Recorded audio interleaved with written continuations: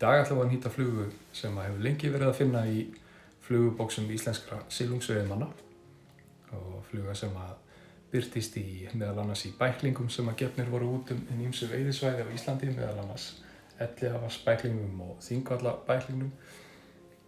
Fluga sem var mikið notuð fyrir nokkrum árum síðan, en eins og svo ofta áður þá virðast flugur eiga sér.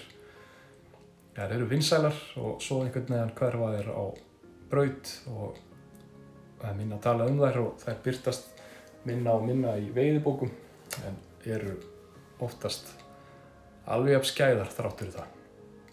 Þetta er fyrsta flugan sem mér var kennt að nýta. Ég sótti nýtingarnámskeið eða flugnýtingarnámskeið hjá Stangveiðifélagi Reykjavíkur fyrir mörgum árum síðan og þar var það meistari Sigurður Pálsson sem messaði yfir söfnuðinum og kenndi okkur að nýta friskó. Öngullin sem við erum að nota er frá Kamasa og heitir P175 og er bara fínn í þetta hlutverk.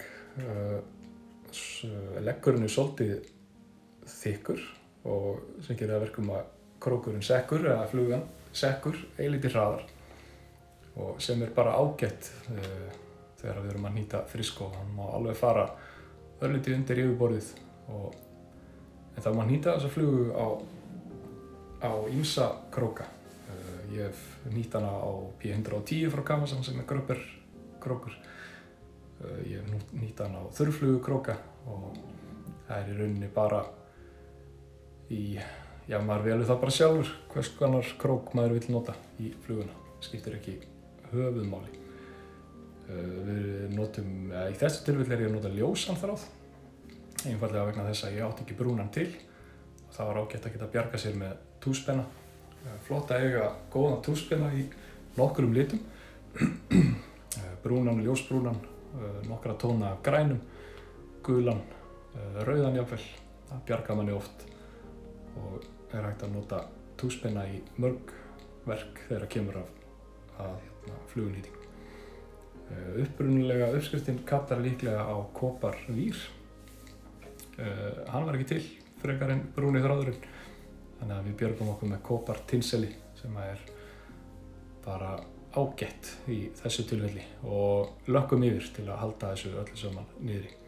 Það er hægt að nota lím líka, tónatak eða sapakapp, en mér finnst tónatakið oft verða svolítið hart og verður svona ekki alveg nógu skemmtileg áferð finnst mér.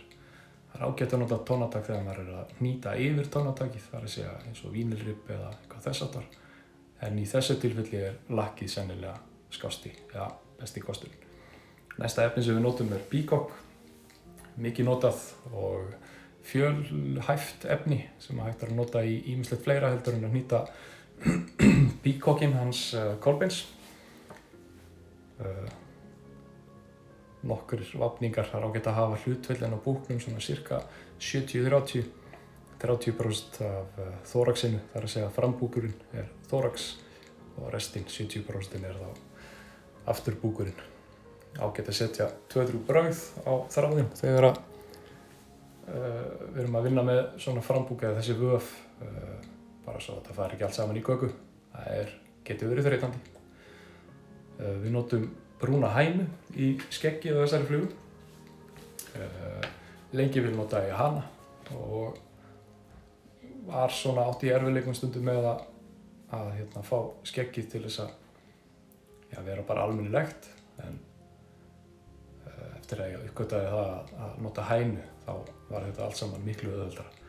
Haninn er svolítið stífari, það er að segja fanirnar eru svolítið stífari og er frábær í ýmislegt, þurrflugur og annað, en í þessu tilfelli finnst mér hænan betri. Þegar við erum búin að klippa skeggið til þá bætum við kambi á og hann er hnýttur úr sama efni og skeggið það er að segja brúna hænan og hann á að vera örlítið styttri heldur en skeggið, svona svo að hlutvöllin séu eins og lög gera ráð fyrir. Friskó er einhvers konar blanda af, finnst mér, votflugu og mýflugubúku og mér hefur gefist best að nota hana sem dropper, þar að segja sem efri flugu á dropper, og hún getur verið ansi skæð í vatnaleiðinni sérstaklega, og það er klassískt kombo, eins og maður segja, að vera með krók á neðri og friskóin á efri. Það eru fáar bleikjur sem að standast þá freistingu. Og þegar við erum búin að hnýta niður kampinn, þá er ágætt að hafa í huga að nota eins fáa vafninga með þræðinum og við komumst upp með, svo að hausinn verður nú svona þokkalega snyrtilegur. Og þessari flugu ætlum við að nota tvítóna haus, og annar liturinn á að vera rauður í þessu tilfelli, það er Glow-Brite nr. 4. Það má nota bara þá lítið sem að ykkur dettur í hug. Bleikur væri ákjósanlegur, magenta, gulur, appelsínugulur. Það er bara leika sér með þetta. Það er það sem gerir þetta svo skemmtilegt. Það er engar reglur. Glow-Brite er floss, það er ekki ofinn þráður, og þannig að 2-3 hringir með Glow-Brite er alveg algjörlega nóg. Og ágætt, eins og ég sagði áðan, að hafa í huga að vefja þræðinum bara akkurat nógu oft, aldrei oftar en við þurfum, svo að hausinn verði flottur.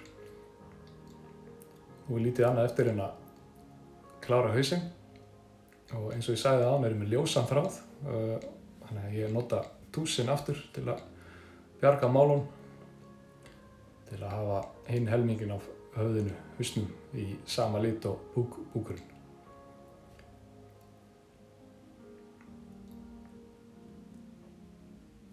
Þessi fluga er í stærð 12. Ég sé hana hnýta alveg niður í 8, og þá er nú orðin dálítið stór, en ég sé hana þannig og hún hefur veitt þannig og veiðir sennilega í flestum stærðum. En mér hefur fundist 12 vera svona ákjósanlegt, og jafnvel mætti nota örlítið legglengri öngul eða krók í þessa flugu, það myndi ekki skemma neitt. Hnúturinn hnýtur. Ég ætla að setja á þessa flugu UV-lím,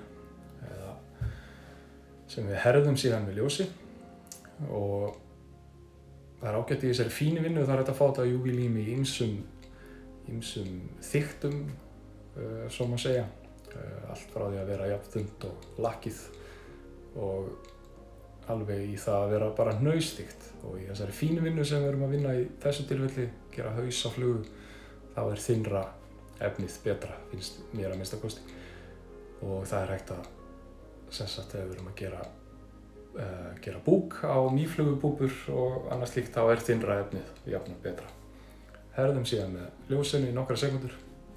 Það er ágætt að fjárfesta í góðu ljósi. Þau eru ekki öll alveg jafn góð, og það er peningum vel varið. Síðan klárum við hausinn með því að setja gamla góða venjarlakkið yfir. Það er oft þannig að áferðin á þessu UV-lími verður svona hálf stöm og mött, og jafnvel örlítið klístruð, og þá má bjarga sig með því að setja smá spritt í bómull og nudda yfir svæðið sem að UV-lakkið er á, eða hreinlega bara setja lakki yfir fluguna. Þá er þessari flugu lokið og tilbúin í boxið. Takk fyrir mig.